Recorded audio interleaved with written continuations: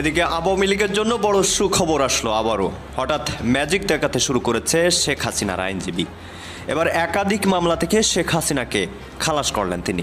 এদিকে দুপুরের পর জয় বাংলা স্লোগান দিয়ে রাজপথ কাঁপালো ছাত্রলীগ। আজকে আইজিপি সাহেব, সাবেক আইজিপি সাহেব, সে গত পরশু দিনে যে জবানবন্দি দিয়েছেন তার জেরার জন্য আজকে ছিল। আমি জেরা শুরু করেছি। জেরার একটা পর্যায়ে উনি বলেছে যে আমি ক্ষমা চেয়েছি, একটা পর্যায়ে বলেছে। আমি বলেছি এ কথা যে ক্ষমা চাইলেই সব কিছুর ক্ষমা হয় না।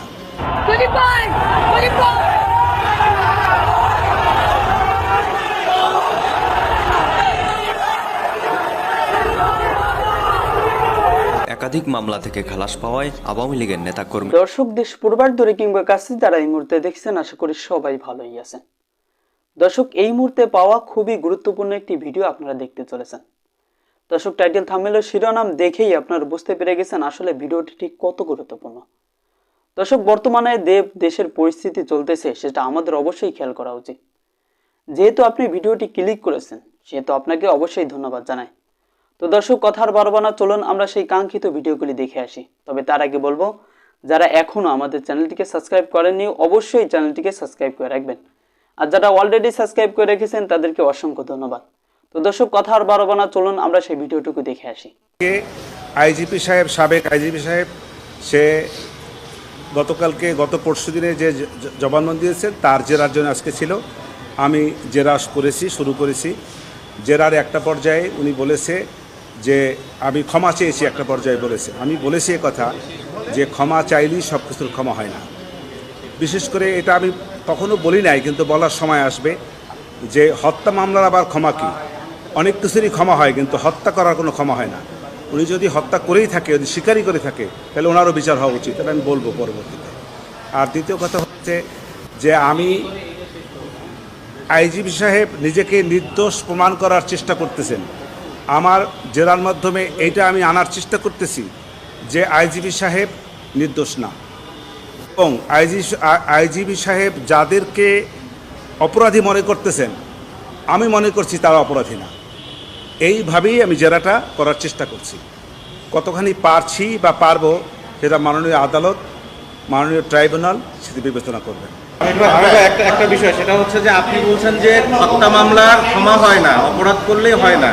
তাহলে উনি যদি অপরাধ করে থাকেন, আপনার আসামি শেখ হাসিনা তার অধীনস্থ কর্মকর্তা ছিলেন উনি, তার মানে উনি অপরাধ করলে আপনি আবার বলতে চাচ্ছেন আপনার আসামিও তাহলে অপরাধ করেছে? আমি তো বলি নাই যে আমার আসামি হত্যা মামলা উনি অপরাধ উনি করছেন। আমি উনি অপরাধ করেছেন, ওনার অপরাধ ওনার কাছে। আমার আসামি তো অপরাধ করেছে কথা আমি বলি নাই। আমার আসামি শেখ হাসিনা, সাবেক প্রধানমন্ত্রী শেখ হাসিনা এবং সাবেক স্বরাষ্ট্রমন্ত্রী আসাদুজ্জামান খান কামাল, তারা কোনো অপরাধ করেছে, তারা কোনো হত্যার সঙ্গে জড়িত, এ কথা তো আমি বলি নাই। আমার কথা হলে উনি তো স্বীকার করেছেন যে উনি হত্যার সঙ্গে জড়িত, উনি সকল অপরাধের সঙ্গে জড়িত স্বীকার করেছেন। অতএব যেহেতু তিনি স্বীকার করেছেন, অতএব তিনি ওনার স্বীকার অবস্থা থেকে উনি নিষ্কৃতি পাইতে পারেন না। আমার বক্তব্য হলো যে আমার আসামির দয় তারা কোনো অপরাধ করে না, তারা কোনো হত্যার সঙ্গে জড়িত। ডক্টর জাহিদুর রহমান, নিশ্চয় ওনাকে আপনারা অনেকেই ভালো করে চিনেন যারা নিয়মিত ইউটিউব দেখেন অথবা ফেসবুক দেখেন বা টক শো দেখেন। ওনার একটা কথা বরাবরই বিভিন্ন বিষয় নিয়ে তিনি বিশ্লেষণ করেন, বাট গতকালকে তিনি যে বক্তব্যটা দিয়েছেন এটার মধ্যে অনেকে আবার সামঞ্জস্য খুঁজে পাচ্ছেন। বিশেষ করে যারা বিএনপি পন্থী নেতাকর্মীরা আছেন তারা মনে করছেন যে ডক্টর জাহিদুর রহমানের এই বিশ্লেষণটা আসলেই সঠিক, যে ডক্টর ইউনূসকে সরিয়ে দেবার জন্য তার বিরুদ্ধে একটা আন্দোলন তৈরি হতে যাচ্ছে।